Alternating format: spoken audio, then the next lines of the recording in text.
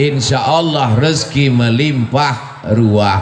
Akhirnya dibukalah ini, muncullah begadang 5. Boleh tak begadang?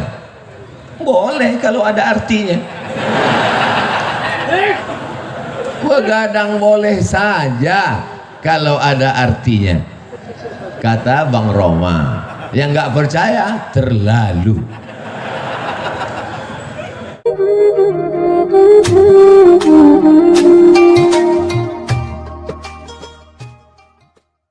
Zaman dulu kita selalu pasang baleho, pasang banner banyak-banyak supaya jamaah ramai datang. Sekarang kita kalau buat pengajian gimana supaya jamaah tidak datang. Jadi memang dunia ini terbalik-balik sudah Bapak Ibu. Dulu itu perempuan di mana-mana kalau pakai cadar itu pasti jadi bahan ejekan, diperhatikan, dipelototi. Sekarang siapa yang tidak pakai cadar malah itu yang diperhatikan. Oleh sebab itu maka kita jangan tertipu dengan dunia yang hari ini menjadi satu pedoman, boleh jadi besok menjadi sesuatu yang ditinggalkan, karena dunia ini perubahannya luar biasa. Dulu kalau muat pengajian itu maka amat sangat diinginkan orang ramai, orang berdesak-desakan, orang berkumpul. Itulah foto yang diupload di FB, di Instagram untuk menunjukkan syiar ramai. Betul? Sekarang malah foto yang ustadz saja dengan tiang lah yang diupload untuk menunjukkan bahwa kami tidak ada mengumpulkan orang ramai sesuai protokol kesehatan. Maksud saya foto ramai-ramai ini jangan diupload. Yang streaming itu tunjukkan gambar saya sendiri, beberapa kepala ini boleh masuk untuk menunjukkan bahwa kita dalam keadaan aman dan damai. Saya lihat baleho ceramah ini nggak ada judulnya, tak ada judul. Artinya terserah Ustadz lah mau ngomong apa. Di situ ada gambar Ustadz Abdul Somad, di samping Ustadz Abdul Somad ada gambar Haji Dasril Sultan Bagindo. Haji Dasril merantau dari kampung halaman ke Jakarta, berkenalan dengan ulama dari bumi Minangkabau, namanya Haji Abdul Malik Karim Amrullah. Orang Minang tidak punya kamar di rumahnya. Orang Minang tinggal di surau. Maka orang Minang itu pasti pandai dua. Yang pertama mengaji, yang kedua basile. Orang Minang pandai basile tapi tak pandai manjile. Orang Minangkabau kalau dia merantau maka dia dekati surau, karena dia dibesarkan di surau, maka dia pasti akan azan, dia akan sholat berjamaah. Itu Minangkabau. Jadi kalau ada orang Minangkabau tidak ke surau, itu bukan Minangkabau, itu kabau. Maka begitu dia merantau ke Jakarta, menyeberangi pulau Sumatera ke pulau Jawa, maka yang dicarinya pertama adalah ulama. Kenapa? Karena mereka adalah orang yang negerinya, anak mudanya didekatkan dengan ulama. Ini pelajaran yang pertama. Siapapun dia, maka dia mesti dekat dengan ulama. Anjing, tak boleh nyebut anjing sekarang. Jangankan nyebut anjing, yang mirip-mirip anjing aja nggak boleh. Tidak boleh disebut pantang. Tapi dalam Al-Quran, lebih spesifiknya lagi dalam surat Al-Kahfi, disebutkan tentang takut. Dalam satu ayat disebutkan 4 kali dalam surat Al-Kahfi. Kenapa?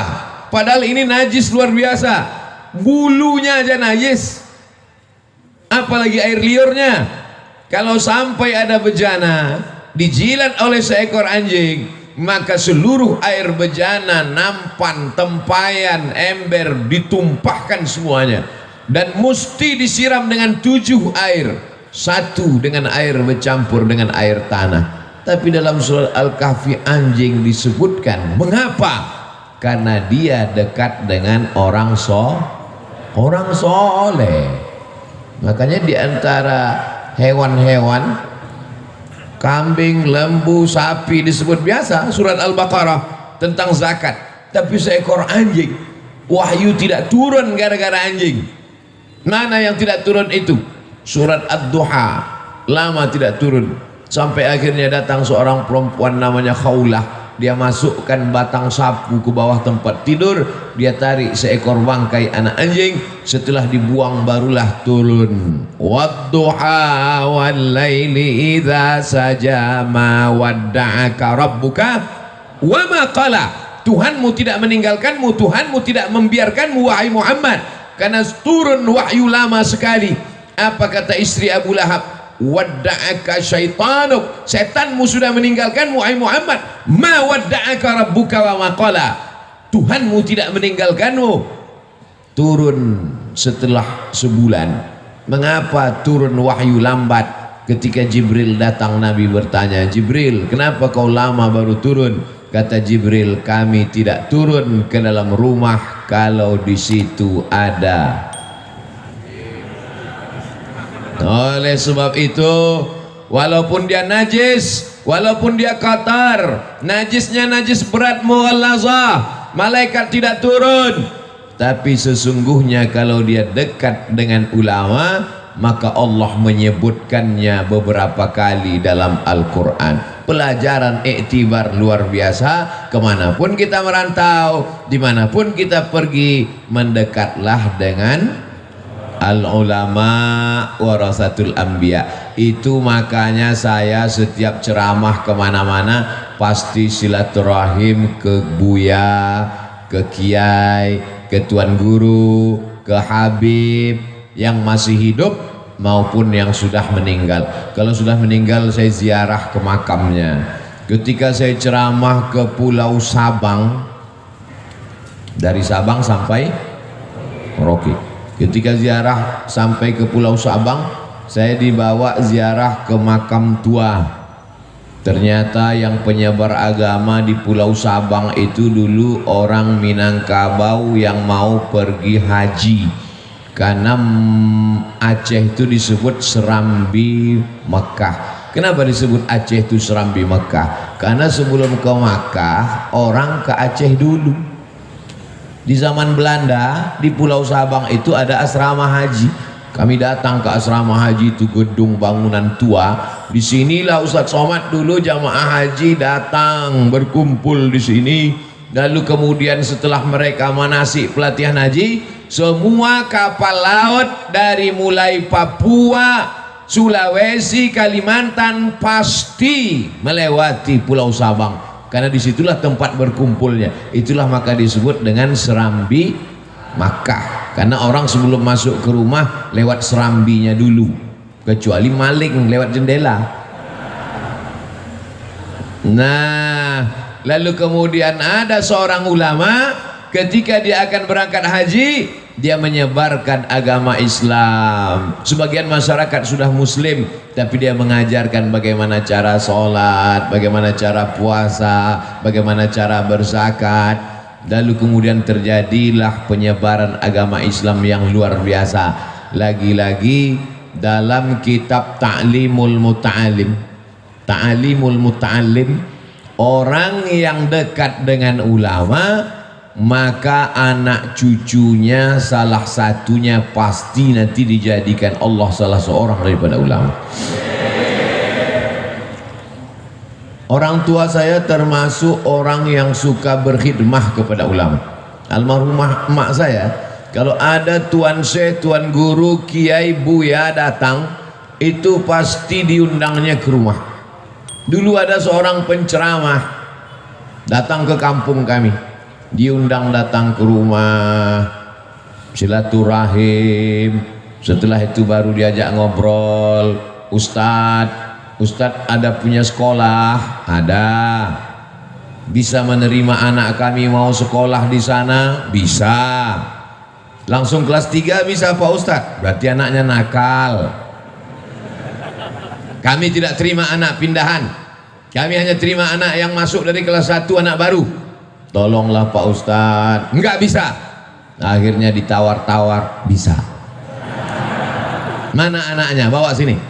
Dibawalah anaknya. Nama anaknya Abdul Somad. Karena saya sekolah kelas 1 lain, kelas 2 lain, habis itu enggak sekolah, malas sekolah. Nah, inilah ustadz yang menyelamatkan. Nah, jadi saya diselamatkan oleh ustadz. Walaupun saya tak merasa saya ustadz. Saya tidak ustadz, saya profesor doktor. Ustadz itu bahasa Turki, profesor itu bahasa Inggris. Artinya sama, podo. Makanya kalau ada orang Mesir, al-ustaz, ad-doktor, itu artinya profesor doktor. Cuman orang kita merendahkan yang tinggi jatuh ke bawah. Tempat kita ngajar ikro, ustaz. Jual obat kuat, ustaz. Tengoklah di koran-koran. Saya baca di koran-koran. Anda lemah, belilah minyak lintah dengan ustadz. Ustadz juga kata dia. Dulu asalnya nama saya itu nggak ada pakai titel panjang-panjang, itu tak ada. Saya begitu pulang, jangan tulis panjang-panjang, tulis saja Abdul Somad, Ustadz Abdul Somad cukup. Saya bilang asal muasalnya saya pakai LCMA itu gara-gara ustadz dirusak namanya itu. Oleh sebab itu maka mendekatlah kepada para alim ulama. Harum semerbak. Kalau dekat dengan tukang parfum, insya Allah dapat wanginya. Ustadz sudah mempraktekkan itu. Iya, kami dulu kalau musim haji pergi ke Makkah, dari Kairo naik bis 7 jam ke Terusan Suez. Dari Terusan Suez naik kapal laut, dipukul ombak, diempas gelombang di Laut Merah. 2 hari 2 malam sampai ke Jeddah. Sampai ke Jeddah naik bis ke Makkah. Sampai di Makkah jamaah haji gelandangan, tidak punya hotel, tak punya tempat tinggal. Tapi kami harum terus. Kenapa? Karena setiap mau ke masjid mampir dulu ke tempat tukang parfum. Semua orang tukang parfum tuh pasti dia kasih oles pakai wangi. Parfum yang mahal-mahal itu. Parfum itu yang paling mahal, dia kental seperti madu. Itu dari batang kayu namanya oud. Oud itu artinya kayu gaharu. Kayu gaharu itu besar, tapi yang di dalam itu hitam kecil berminyak. Itu disuling keluar minyaknya menetes. Satu botolnya saya tanya 20 juta. Kami tidak pernah beli, tapi wanginya kami dapat waktu mahasiswa dulu. Oleh sebab itu maka, tapi kalau berkawan dengan tukang besi, insya Allah bau asapnya, bau karbitnya juga dapat. Oleh sebab itu diantara beruntung dan bertuahnya Tuan Haji Dasril Sultan Bagindo DSB adalah karena dekat dengan ulama. Beliau dekat dengan Buya Hamka. Beliau lebih beruntung, lebih bertuah, sempat berjumpa dengan Buya Hamka. Buya Hamka meninggal tahun 1980. Saya baru umur, saya lahir 77, 83 baru umur 6 tahun. Tak sempat berjumpa beliau di Jakarta, tapi saya baca buku-buku beliau.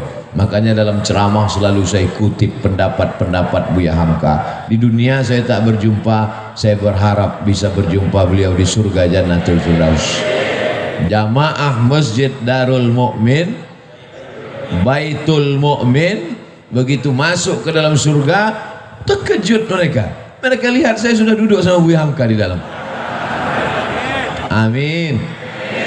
Itu doa saya. Cara saya berdoa begitu, biar supaya diaminkan masyarakat Lampung. Oleh sebab itu maka kita dekat dengan ulama itu maksud tidak lain adalah, bukan berarti maksud saya tujuan ini mendekatlah dengan ulama, dekat Abdul Somad. Tidak, saya bukan ulama. Saya hanya orang yang suka cinta kepada ulama. Saya orang yang sayang kepada ulama, dan saya selalu mengutip pendapat-pendapat ulama. Akhirnya orang menyangka saya ulama, padahal tidak. Sampai sekarang saya tak punya kartu Majelis Ulama Indonesia.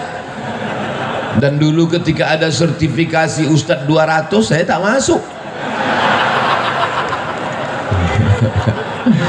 Oleh sebab itu maka kita selalu berdoa supaya anak-anak kita menjadi orang yang cinta pada ulama. Saya yakin dan percaya itu dulu doa kakek saya, doa embah saya, doa datuk-datuk saya dulu. Kata datuk saya, cucuku yang ini jangan masukkan sekolah umum, masukkan dia sekolah agama. Tapi saya mau masuk SD. Saya tak mau masuk agama, saya mau masuk SD. Saya mau celana merah. Saya nggak mau pakai peci. Dimasukkanlah saya ke SD. Kepala sekolah SD itu kakak ibu saya. Begitu sampai di rumahnya, saya masih ingat, pegang telinga kanan, pakai tangan kiri. Nggak sampai, nggak boleh masuk. Jadi kemana? Akhirnya saya masuk madrasah ibtidaiyah. Rencana masuk SD, tidak diterima. Sampai sekarang SD itu menyesal. Hampir saja mereka punya alumni profesor doktor. Sombongnya kumat.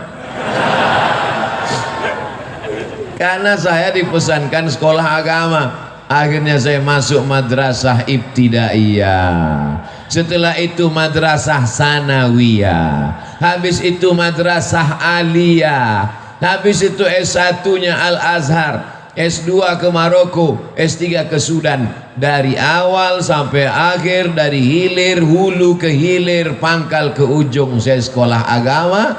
Sekarang saya paham, karena itu wasiat dari kakek saya, embah saya, cucuku yang ini mesti sekolah agama.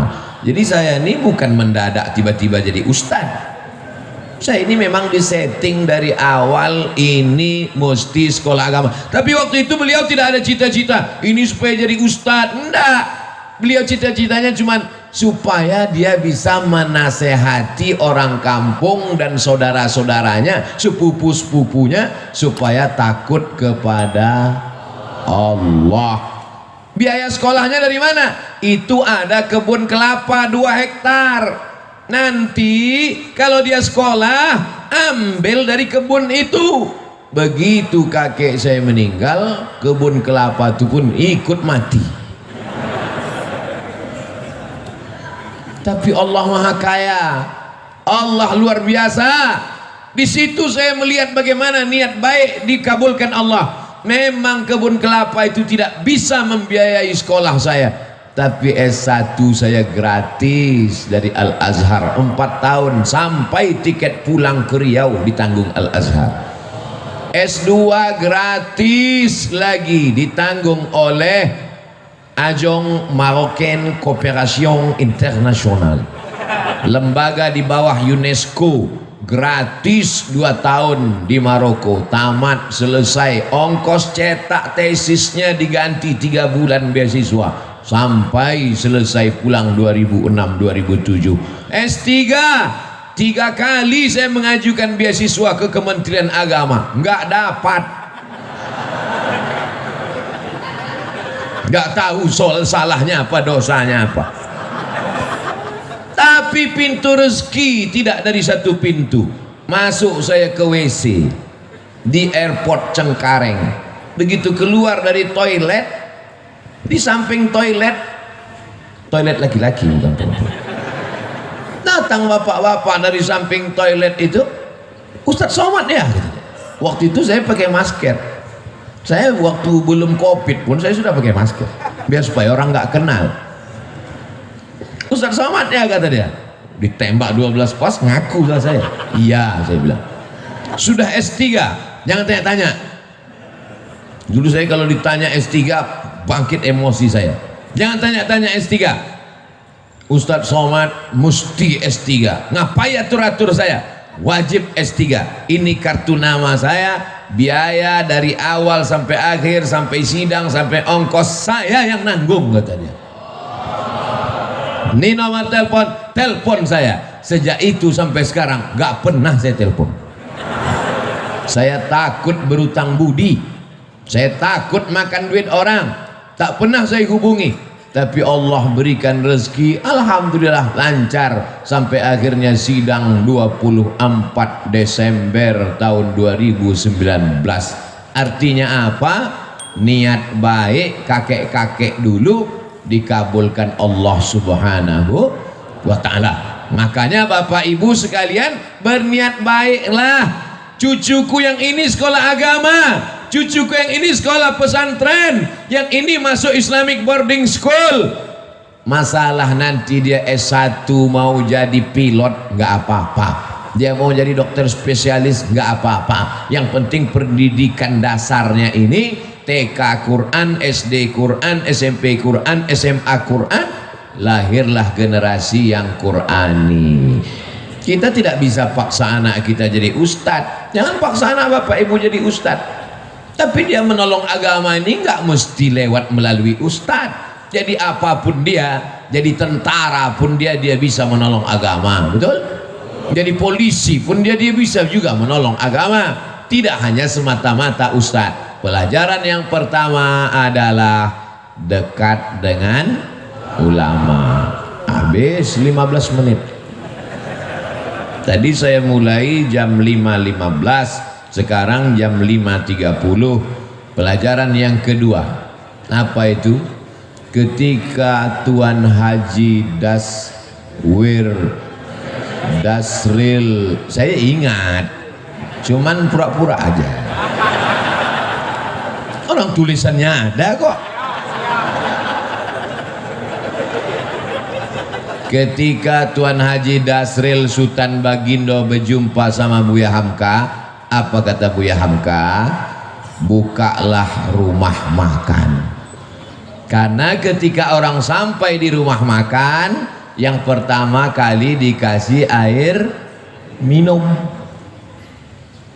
Rumah makan Haji Dasril, orang kalau pertama dikasih air minum, bukan macam rumah makan tempat lain. Macam gurun Sahara, leher tak dikasih air minum. Kasih air minum. Orang kalau dikasih air minum pasti dia menyebut nama Allah, Bismillah. Setelah kasih air minum, kasih dia makan. Setelah dia makan, pasti dia ucapkan Alhamdulillah, mengalir pahalanya. Hidup simple, rezeki datang dari Allah. Lapangkan leher orang, penuhkan lambung orang, dia bayar alhamdulillah, tak dibayar na'udzubillah. Insya Allah rezeki melimpah ruah. Akhirnya dibukalah ini, muncullah begadang 5. Boleh tak begadang? Boleh kalau ada artinya. Begadang boleh saja kalau ada artinya, kata Bang Roma. Yang nggak percaya terlalu. Banyak orang silap, orang salah, disangkanya rezeki itu punya dia, padahal rezeki itu punya Allah. Carilah dengan bismillah, tutuplah dengan alhamdulillah, maka rezeki melimpah ruah. Haji Dasril Sultan Bagindo contohnya. Mau percaya alhamdulillah, nggak percaya bukti sudah ada. Jangan lupa subscribe, like, and share.